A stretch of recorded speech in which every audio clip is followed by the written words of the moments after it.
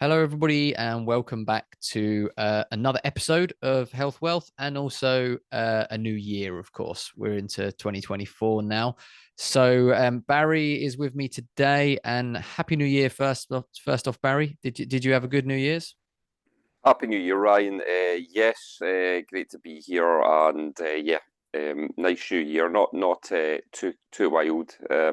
Just spent with family and a few friends, and then had family stuff yesterday, which is something that we always do. Had some really nice beef for dinner, so there was plenty of that going, so it was a good meal to kick off the new year. It was a Greek dish, and there was plenty of it. So, Nice. that's no different to just sets the tone nicely, and Yeah. everyone's well, and probably later this week get back into my exercise and workouts that I've got planned after a couple of days off. So hope everybody's well and yourself, and looking forward to some great episodes this year for sure. Yes. Yeah, definitely. Yeah, we got good ones coming up. We've got some good guests coming up. There's one or two Yeah. big guests hoping to be confirmed, so it's good. And obviously, on our end, we're going to keep getting the education out there for people as well. So I thought just to start the new year, we just ease in with something nice and easy. It's not going to be a long episode, but I just thought we could both kind of just give what our tips would be, our best advice for someone who is going to look to improve their health this year. You know, you should just improve your health. At any time's a good time to improve your health. But obviously, we know that beginning of a new year, everyone makes their New Year's resolutions, which most people don't keep. But if you want to improve your health, what I thought we could just give our basic tips on what would be a good way for people to do that, some basic things they can implement to make sure that they do actually achieve that and don't give up. I think around 85% of people that make New Year's resolutions have already given up on them by the end of January. So, you know, it, we're looking for actual longevity with this and to make it work long term. So I'll throw it over to you, Barry. First, if you want to give us one, what's a great tip that people can use to implement to start taking control of their health this year? Yeah, so I was thinking of a couple today, and it really encompasses not just what you're eating and the health within your body, but also your mindset, your mental health as well, which very much ties into what you're actually doing day to day, what you are what you are consuming, and what you're spending your time doing. Because often people with and obviously the mental health aspect space thing is really talked about right now, and obviously the best way to do that is to optimize your nutrition, but it's also to take away things that are not conducive to your mental health as well, because your mental health is poor. You're going to end up A lot of people end up consuming junk and rubbish and carbs, and then they end up with the lower energy levels. That makes them feel better for a while, but then it just perpetuates and builds up, they end up getting into a rut, which makes it very difficult for people to get out of. So I think one thing definitely is try to really reduce the amount of scrolling that you do, the mindless scrolling of nonsense, of degeneracy, and um, just stuff that really doesn't get you anywhere. It has a real effect on your attention span, and before you know it, you've wasted a lot of time. It makes you feel bad about yourself as well, actually. It does lower your self-esteem. So unless it's something that's educational or something that's interesting or something that you're actually working on, like if you're somebody that wants to learn more about property, for example, then watching videos of people who are in that space is obviously a good thing because you're learning more about it. But it's just this um, misdirected, mindless, time wasting scrolling that people do of all sorts of nonsense. That is not good for your mental health. And then if it's not good, then that also increases the chances of your diet not being good either. when your diet is good, you're feeling good, then you don't really need to delve into that space at all, because your self-esteem is higher, your energy is higher, you're feeling more confident, and you're actually on your path and purpose. So I would advise people to really reduce the amount of scrolling that they're doing. I would certainly, the other couple of things I would advise is, I think snacking is definitely still a big problem, especially with the availability of that. It's everywhere, and I'm now been in situations where I could easily have had it. I've had it offered to me, and I'm like, no, I'm sticking to 6:30. Um, and it's so easy now, because um, the feeling of just having that little snack. Well, it's just a little snack, but it does so much more than that. It offsets processes in your body that are not conducive to your health. It breaks your fast, and it creates obviously a lot of it involves sugar, which is a really big problem. It spikes your sugar, and then you get a sugar dump very quickly. So the snacking is certainly something that I would really advise people to not just cut out, but if you do want to have it as a treat for later on. Once you consume some healthy, nutritious food, it's a lot easier for your body to deal with, and you're not spiking your insulin as much. So that is one thing. And another thing I would say is for people to be a bit more active in the morning. So something that I'm doing with my brand is specifically a workout.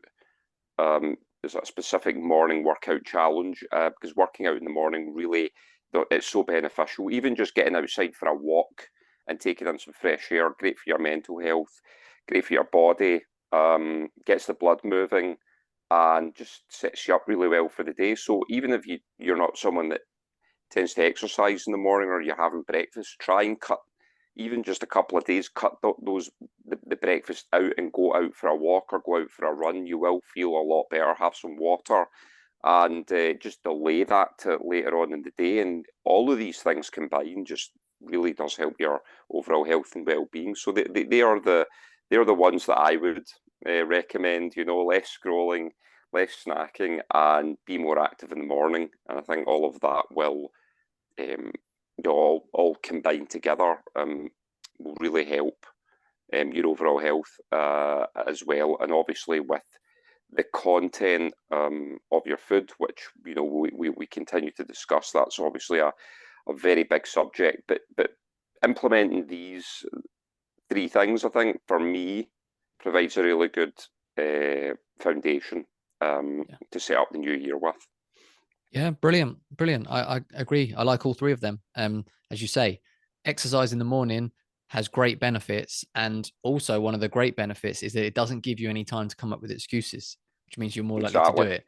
And that's one of the great benefits. I always do exercise in the morning as well, and like you say, you can do it fasted, which is beneficial as well. And then you're set Every up day for I'll the do day. that. As you say, it gives you an energy boost. People think, oh, if I work out, I'll be tired, but no, you work out in the morning, it gives you an energy boost for the day, and you feel a lot better. You feel great. So that's a good one. And snacking as well is, that's Well, actually, just on that, but boosts yeah, your serotonin levels as well, and which helps improve your mood. So the exercise in the morning, it's only going to be a good thing. yeah, yeah. Sorry for No, that's all right. interjecting. That's a good point to make. Like I mean, personally, and I don't know, and I think everyone else would agree, but personally, I've never done an exercise in the morning and afterwards thought, well, I wish I didn't do that. That's ruined my day. Every time afterwards, you feel good. You're like, yeah, I'm glad I've done that, and you feel more energized for the day than if you didn't work out. So definitely that's a huge one. And if people can start to implement that, that's brilliant. And obviously in the morning as well, the quality of your workout is going to be better than if you've had a really long day at work and you're tired and then you work out in the evening. The quality of your workout's not going to be as good either to get the benefits. So That's everything right. points to, obviously, as we say, if the only time you can exercise is the evening, fine, do that. It's better than nothing. But everything says that the morning is better. And then obviously with snacking, we started our 30-day challenge started on Tuesday. well, today recording this, it will be yesterday once this goes out. But and one of our targets on the first week for people is no snacking. That's one of the first things, because it's such a big thing, and people don't realize, when you ask someone to track their food, people underestimate so much because people just do not remember all the stuff they snack on. We're not concentrating. You snack on this, snack on that, and it's bad. It's really bad for us, as you say. It's interrupted. We're not getting any kind of fasting window. It's raising our blood glucose, our insulin all the time. We're eating food that's absolutely nothing for us. It's empty calories, and yeah, just that will make huge improvements to your health and help you start to, if you can just only at meal times, which is what we encourage people to do on the challenge. Only at meal times, no snacking, and that's a good first step, and that will help you. So that's definitely a big thing. And like you said, it becomes so easy once you start doing it. I like snacking's not even. I don't even consider snacking now. I know that I eat at my meal times. And if I'm getting hungry before my meal, then I'm think, well, I'm going to enjoy that meal even more because I'm getting hungry. I don't like snacks are not considered, and it's easy once you get into it. It's a habit, as we say about building habits. And the first one you did as well is a great point, because mental health and physical health go together. And as you say, with the Yeah. scrolling, I've tried myself to cut down on scrolling as well. I'm on social media a bit because some of it is related to the podcast and to work stuff, but Sure. I Yeah. also find myself scrolling a lot, which I don't need to, and I'm trying to cut that down. Because I noticed as well, I said to my wife recently, I've noticed that if I do spend time scrolling at nothing, I'm a lot more snappy with her and with the kids. I noticed there's a change in my mood, and it's not good. So I've tried to cut down on that, and absolutely, I encourage everyone. You're only going to get benefit from scrolling on your phone less. There's no negative. You're not missing out on anything important. It's only a benefit. So yeah, I think they're all great points. And if anyone's going to implement them, they're going to start their year better. So less scrolling, less snacking, and get your exercise in the morning. That's perfect. Absolutely. So the first one I had was to value your health more. So this is just one that I really think is important, because people really don't value their health. And obviously, the more you value No. something, the more you're willing to invest time and, if necessary, money into it. And unfortunately, for most people, health is at the bottom of the ladder and they won't do it. So they Yes. come out with their excuses like, I don't have time to exercise, but they have time to scroll on their phone for 3 hours a day or to watch their favorite program every day. But they don't have time to do a 20, 30-minute workout. So that's because they don't value it. They do have time. They just don't value it enough. So if you can start to value it higher, why don't you remove one of those hours of scrolling and instead exercise? And you don't even have to exercise for a full hour. And then people say, I can't afford it when it comes to financial, but yet they will spend ridiculous amounts of money on just a hobby or something, buying loads of equipment for a hobby. They'll buy Mm-hmm. expensive coffees, they'll pay for takeaways, they'll buy gadgets that they'll use a couple times and never use again.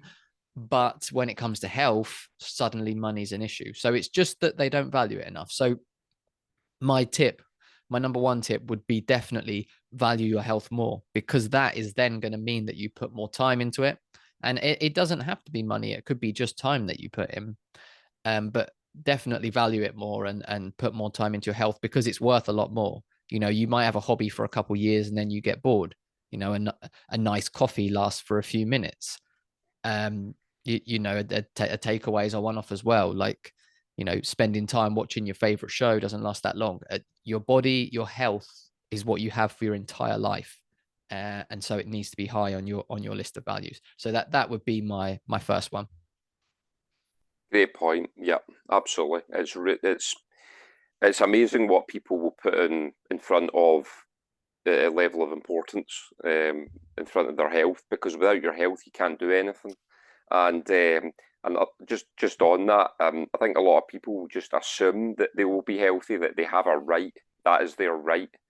It's not your right. It's you have to earn that right. So and we talk about a lot about the medical system, and it's all there for you. That's okay. They'll sort me out if something goes wrong. It's about taking that responsibility and accountability, especially now with waiting lists absolutely through the roof. You have to take that responsibility and accountability. My health is my responsibility. Yeah, Absolutely. That ties in brilliantly as well to my second point, which is educate yourself. Educating yourself is so important. The last couple years, especially, have really perfectly illustrated and showed us that the government or the establishment, the health industry or health organizations are not interested in your health in the slightest.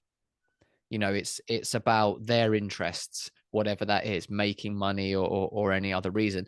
They don't care about your health. The only person who's going to care about your health is you.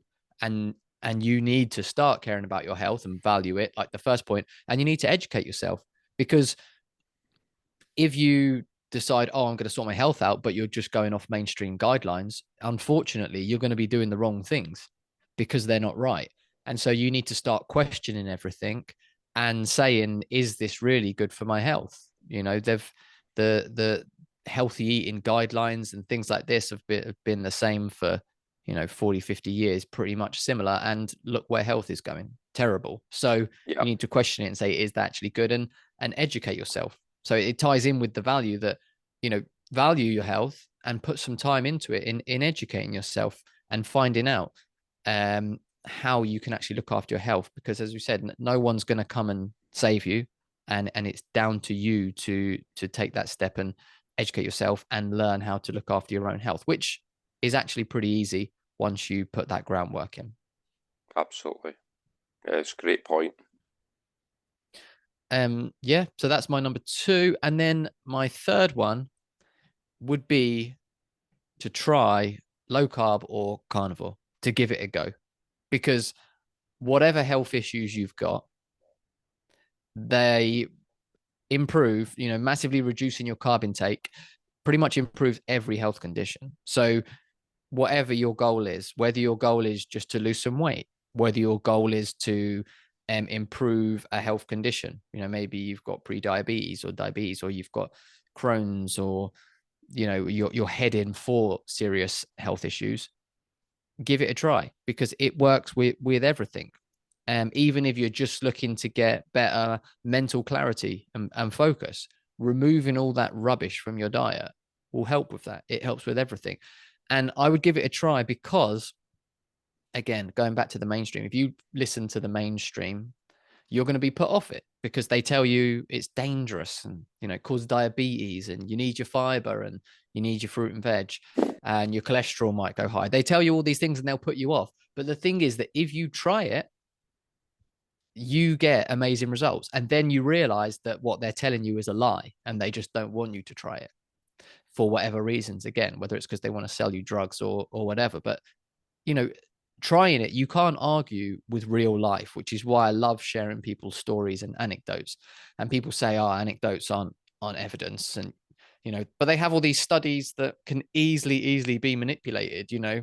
The recent one on red meat causing diabetes, terrible study. Yeah, Absolutely terrible. There's no scientific way that red meat causes diabetes. The study was terrible.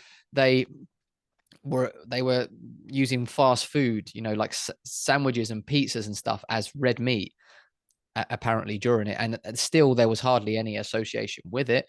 But they manipulated everything. I think the total the risk of one of the things on the study, I think Zoe Harcom, she's brilliant. If anyone follows any of her stuff, she did a brilliant takedown of it. So they had a percentage risk of processed meat and a percentage risk of unprocessed meat. And then they had an overall percentage risk. So processed meat was like, say, 19%, and unprocessed was like 15%. So the total then should be 17%, right? In the middle. No, yeah, the total was like 21%. So it was higher than both. So it was statistically impossible for it to even be like that. It was a terrible study. But anyway, I'm getting sidetracked. But studies don't mean anything. But if you read a study saying, oh, red meat gives you diabetes, but then you have diabetes, you go on a red meat only diet and you reverse your diabetes, what are you going to believe? What really happened to you, or a random study that could have been manipulated and to produce the results that the people doing it wanted? So I think give it a try. And n equals one is a powerful thing. That's where it's your situation. You judge it on your situation. People talk about experiment on themselves and n equals one. And And that's, if something works for you, then it works. It doesn't matter what a study tells you. You know, studies, lots of studies tell me that without fiber in my diet, I will get colon cancer. I won't be able to go to the toilet. I won't have bowel movements. I'll be bloated and horrible and sick and everything. But yeah, I've been well over a year and a half with zero fiber in my diet, and my bowel movements are better than they've ever been. So, you know, am I going to believe that study, or am I going to believe my experience? I'm going to believe my experience. So I think my advice for everyone will be try it. Try low carb or carnivore, and just, even if it's not low carb or carnivore, try things. Don't just hear something saying something so terrible and, oh, okay, I won't even try that. Oh, these people got results, but then I heard a study saying that it was bad, so I won't do it. No, if these people got results, maybe it does work. Give it a try yourself, and then you'll know. That's how I got deep into this. I began to look into it. I basically followed these 3 steps. I started to value my health more. I needed to sort it out. I started to educate myself. And then as I went along, I began to try these things. And I kept getting better and better results, and I kept going and going. And then that's where I ended up. So I think if people can do those 3 things, they can value their health more. They'll then put the time in to educate themselves, and then try these things and see whether they actually work. And you're actually going to be pleasantly surprised and get very good results. Yeah, I love the third one as well. Such a big problem with those just not consuming enough meat. It's in the most bioavailable form for your body to process and extract the nutrition from, and yet you want to deny your body that. It's crazy, um, absolutely crazy. So, um, yeah, I would certainly recommend that absolutely, and it's something that I live by day to day. Not full carnivore, but certainly I'm not that far away, and I probably will end up going on to it for a time, But I still have small amounts of carbs, and that works for me just now. But at the right time, and everything else is in place, that makes it a lot easier for your body to deal with. But it's reversed so many chronic diseases and going full carnivore. And again, it doesn't need to be. You don't need to jump right into it in the first week. It can be a gradual thing as well. In fact, your body will most likely adapt to it better if you decide by the end of this month you want to be full carnivore, and then just reduce day by day as you go. I know there's one or two in the challenge that are doing that, and really looking forward to seeing how they get on. But already, even after the first week, you will find yourself feeling a lot better. So yeah, and just just on that one, a real bad one is bread. Bread is such an enemy of health. Um, even yesterday, somebody mentioned uh, I've cut it. Sorry, it was at New Year's. I've really cut down on bread, and I feel better. I went, well, considering what's in it, Yeah. it's no surprise. That is a real problem. All this wheat is no good for your body, and we go into that in detail and continue to do so. But that is something that should only be consumed, even if in at a weekend, or a small quantity of it. But it's this whole toast in the morning, every morning. You've dug yourself a massive hole already. So yeah, that would be another one that I would encourage, definitely encourage people to at the very least reduce over a time scale, and you will see the difference. Yeah. Yeah, definitely. I like to kind of look at carbohydrates as basically a dial that we can just use. And the more results you need to get, or the quicker you need to get your results, you turn it up and go lower and lower and lower carb, up to zero carb, to get the best results. And then if you're in good health, you can turn the dial back a bit, and you can reintroduce some carbohydrates to your diet and find where you're comfortable. Just get the dial in the right place, and then if in the future something else pops up and you can just turn the dial back up and go back to the zero carb. But I think everyone, as I say, I think low carb, everyone should be around that, not really more than low carb, I think, because our body's just not built to deal with those carbohydrates. And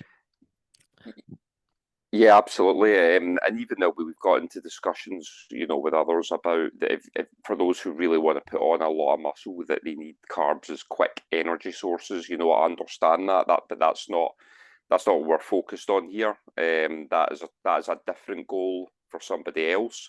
But even at that, you can still put on, if that is your goal, you can still put on good amount of muscle mass, lean muscle mass, and size without it.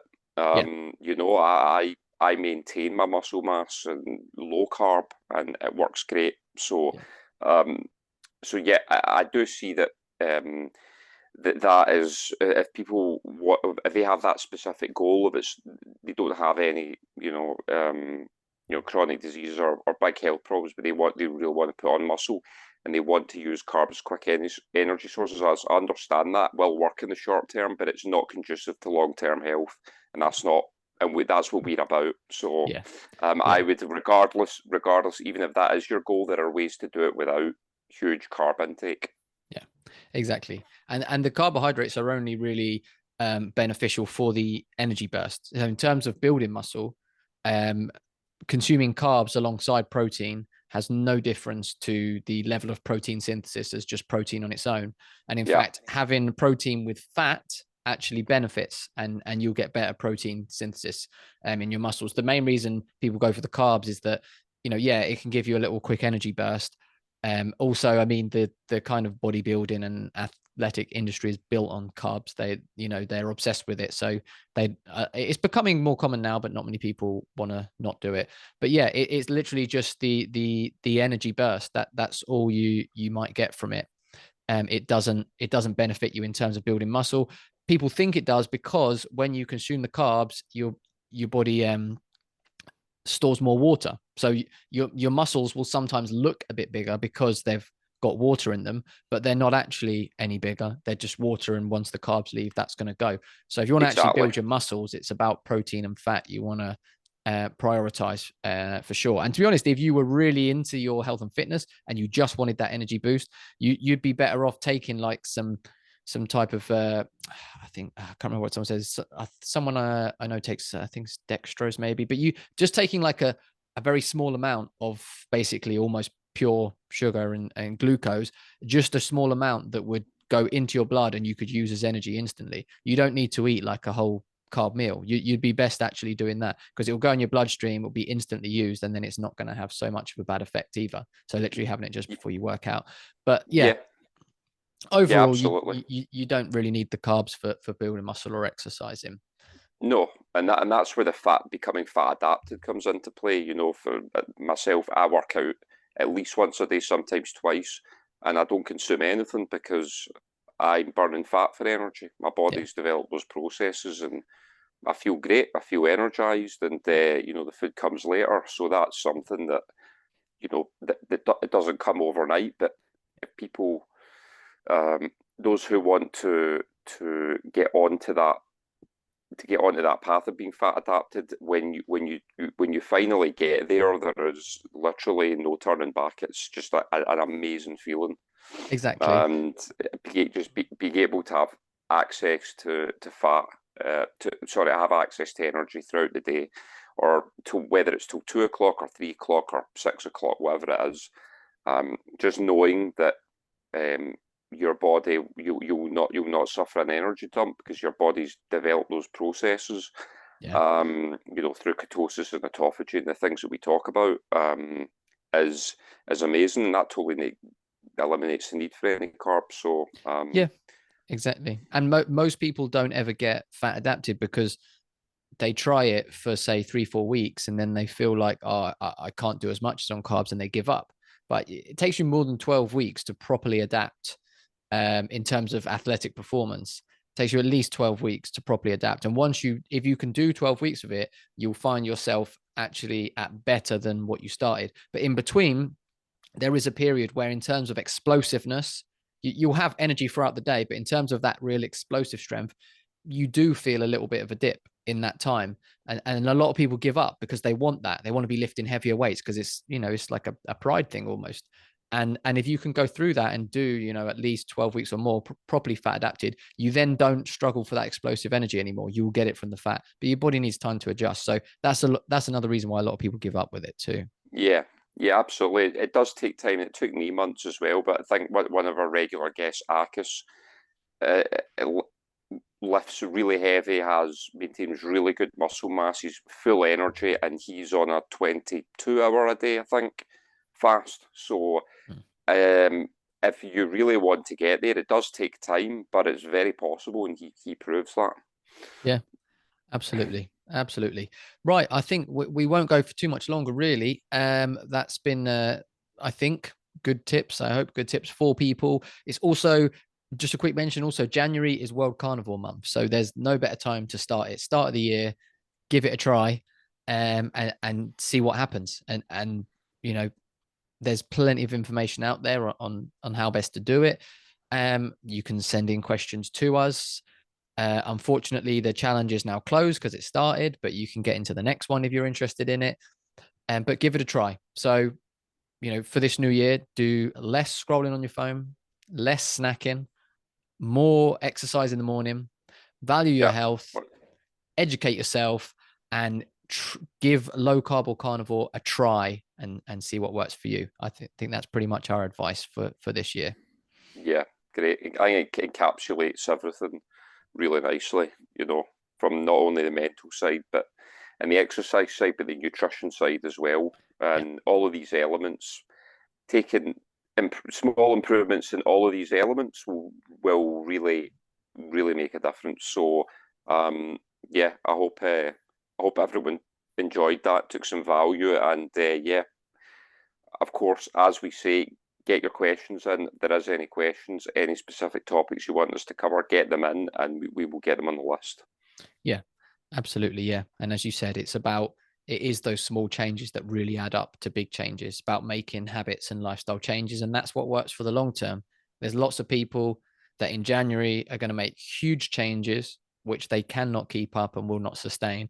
And then Yeah, they'll give up and go back to normal. You're much better off starting to just implement habits, lifestyle. And that's exactly what we encourage is a change of lifestyle. So hopefully you will find that beneficial and helpful to you. And hopefully everyone has a good new year. Let's have a great January and implement those changes and keep them up for the long term. So thanks again, Barry, for joining me here. thanks for And having me. that's all right. No problem. It's always a pleasure. And we will see everyone again next week. Until then, let's get optimal together.